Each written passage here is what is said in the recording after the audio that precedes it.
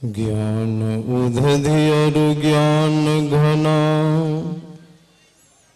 सतगुरु शंकर रूप नमो नमो बहुबारहि सकल सुपूजन भो।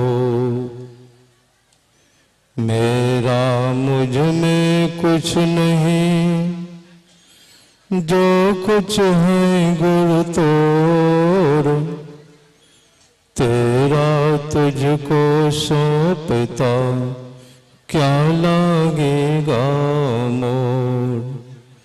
बोलिए प्रेम से श्री सद्गुरु महाराज की जय।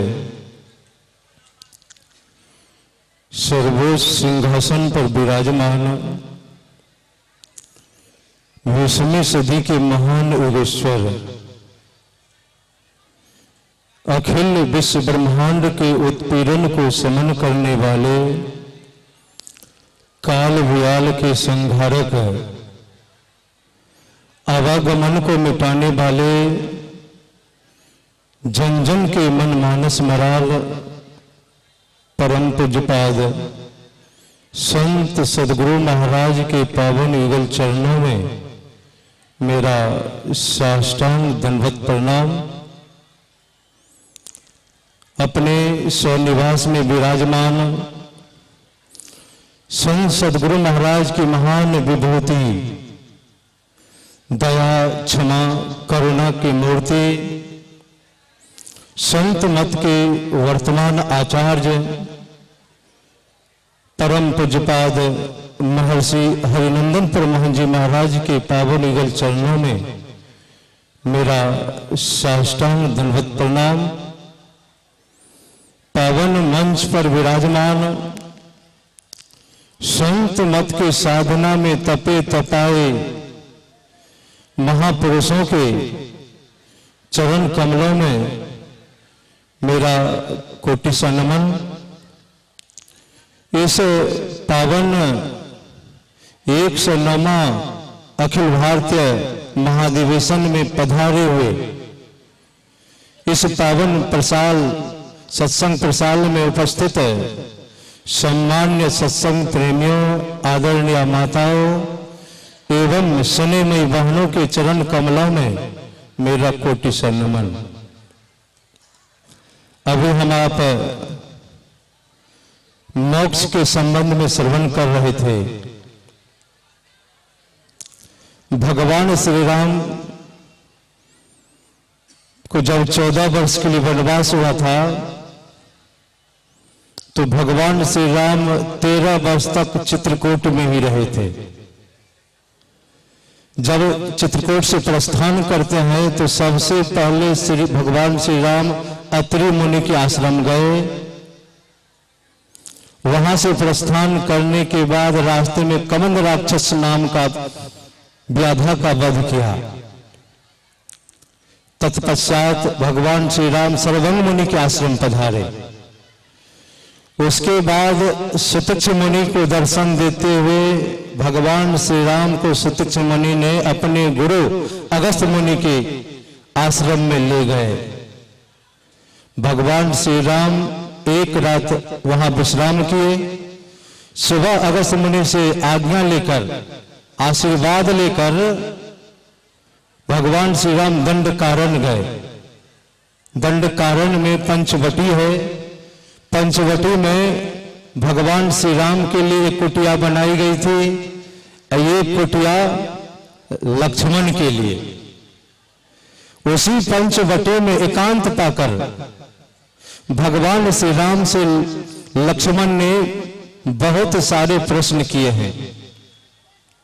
ज्ञान किसे कहते हैं, धर्म किसे कहते हैं, वैराग किसे कहते हैं, बंधन किसे कहते हैं, मोक्ष किसे कहते हैं, भक्ति किसे कहते हैं। बहुत सारे प्रश्नों को लक्ष्मण ने भगवान श्री राम से पूछा। तो भगवान श्री राम ने बारी बारी से सभी प्रश्नों का उत्तर दिया। उसी क्रम में भगवान श्री राम ने एक चौपाई बोले हैं। रामचरितमानस का सबसे सुंदर चौपाई है। इस चौपाई में प्रश्न भी है और उत्तर भी है। धर्म ते विरति जोग ते ज्ञाना, अज्ञान मोक्ष प्रद वेद बखाना। यह इतना सुंदर चौपा है कि इसमें प्रश्न है और उसी के अंदर में उत्तर भी है। तो सबसे पहला प्रश्न है कि धर्म किसे कहते हैं। तो जिस कर्म को करने से इस संसार से विरक्ति हो जाए, संसार से आसक्ति खत्म हो जाए, उसी कर्म का नाम है धर्म। अब दूसरा प्रश्न है कि वैराग किसे कहते हैं, जिस वैराग से फिर योग हो जाए। वैराग उसे नहीं कहते घर बार छोड़ दिए, दाढ़ी मूंछ बना लिए, लड़का कपड़ा या सादा बस पहन लिए, उसको वैरागी कह दिए। जब तक संसार से आसक्ति नहीं खत्म हो जाते हैं तब तक असली वैराग नहीं हुआ। और इसी असली वैराग से योग होता है। और योग किससे योग करना है? योग का मतलब है मिलना, जोड़ना। योग किससे करना है? किनसे हम बिछुड़ गए हैं से उनसे मिलेंगे। तो हम आप किनसे बिछड़े हैं? तो हम आप परमात्मा से बिछुड़ गए हैं और परमात्मा से मिलना चाहेंगे तो योग करना पड़ेगा। योग करने के लिए उसे मुंह से कहने से योग नहीं होगा। योग अगर करना चाहते तो असली योग से ही असली ज्ञान होता है। तो योग करने के लिए संत मत का 3 रीढ़ है, तीनों रीढ़ को अपनाना पड़ेगा। संत मत का पहला रीढ़ है सूचियाचार का पालन, दूसरा है शिष्टाचार का पालन और तीसरा है सदाचार का पालन। अगर इस तीनों में से एक में भी डमाडोल रहेंगे तो हम आपसे योग नहीं होगा, और योग नहीं होगा तो फिर ज्ञान नहीं होगा। गुरु महाराज कहने की कृपा की है, योग बिना ध्यान बिना ज्ञान नहीं, और ज्ञान बिना ध्यान नहीं, दोनों रखना पड़ेगा। और जब इस तीनों में हम दृढ़ रहेंगे तब जब योग करेंगे तो उसी से ज्ञान होगा। इसमें सबसे पहला बात है कि वैराग। जब तक हम आपको संसार से आसक्ति है तो परमात्मा से हम आप बहुत दूर हैं। जिस दिन आसक्ति खत्म हो जाएगी तो परमात्मा से मिलने में कोई देर नहीं लगेगी। श्रीमद् शंकराचार्य जी महाराज की वाणी में है, अत्यंत वैरागवतः समाधि। अत्यंत वैरागवान को ही समाधि की स्थिति प्राप्त होती है। समाधि की स्थिति में दृढ़ ज्ञान होता है। दृढ़ ज्ञान होने पर ही बंधन से मुक्ति मिलती है, और बंधन से मुक्ति मिलने मात्र से नित्य सुख की प्राप्ति होती है, यानी मोक्ष होता है। तो दोनों में है वैराग।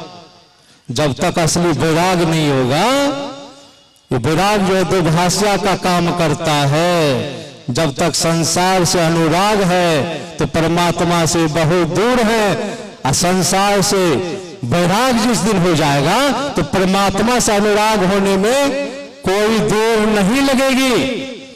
लेकिन सबसे पहला है ध्यान। अगर उस परमात्मा से प्रेम करना चाहते, मोक्ष पाना चाहते हैं तो संत पलटू साहब की वाणी है, पलटू ऐसी प्रीत कर पर धन लाए चोर। अगर उस परमात्मा को प्राप्त करना चाहते हैं, मुक्ति चाहते हैं, मोक्ष चाहते हैं, तो संत पलटू साहब कहते जिस तरह चोर चोरी करने के लिए निकलता है, जब संसार के लोग सो जाते हैं तब चोर चोरी करने के लिए निकलता है कि संसार के लोग मुझे देखे नहीं। तो संत पलटू साहब हम आपको भी सचेत करते हैं, अगर उस परमात्मा को प्राप्त करना चाहते, मोक्ष पाना चाहते हैं, तो तुमको भी चोरी करनी पड़ेगी। क्या संसार के बस्ते चोरी करने के लिए कहते हैं? नहीं। पलटू ऐसी प्रीत कर, उस परमात्मा से प्रेम करना चाहते, मोक्ष पाना चाहते हैं, तो मध्य रात्रि में जग करके संसार के लोगों से चोरी करके भजन कीजिए कि संसार का लोग मुझे देखे नहीं। जब इस प्रकार से भजन करेंगे, उसी भजन से दृढ़ ज्ञान होगा, और जब दृढ़ ज्ञान होगा तो बंधन से मुक्ति मिलेगी, और बंधन से मुक्ति मिलते ही मोक्ष की प्राप्ति होगी। जो शेष समय बचा है, मैं हमारे जो कुशल मन संचालक महोदय है, परम पूज्य स्वामी सत्यप्रकाश जी महाराज, उनके पावन चरणों में मैं समर्पित करता हूं। बोलिए प्रेम से श्री सतगुरु महाराज की जय। जय। स्वामी